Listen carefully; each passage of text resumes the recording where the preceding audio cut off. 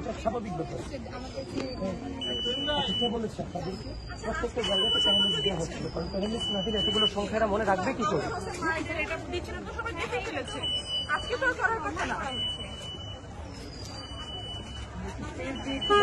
Panelist দাও, আমি কিছু জানি সাথে কথা বলতে। মুখে কথা বলেন, কিন্তু আপনার প্রচারপত্র দেওয়ার কি আছে আজকে? কি হচ্ছে, কি দিয়েছে?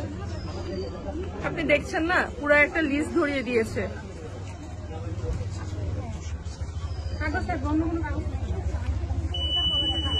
ভাই আজকে তো প্রচারপত্র দেওয়ার কথা না, আপনারা কি দিচ্ছেন? এটা প্রচারপত্র না, এটা কি প্যানেল নাম্বার মনে রাখার জন্য। যদি কেউ ফেলে দিতে চায় সেক্ষেত্রে ফেলে দিতে পারবে। আমরা এখানে ভোট চাচ্ছিলাম, অন্য কিছু চাচ্ছি এখানে না। তো সবার নাম ছবি দেয়া, তাহলে তো এটা তো প্রচার না।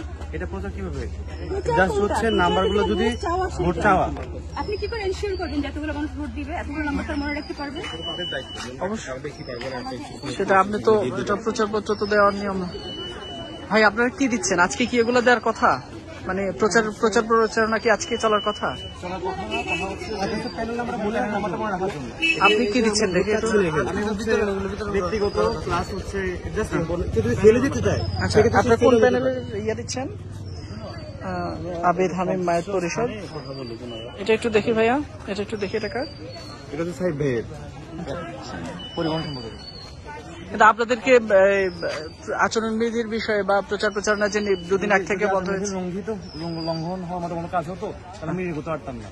কেউ না কেউ বাধা হতে দেখতো।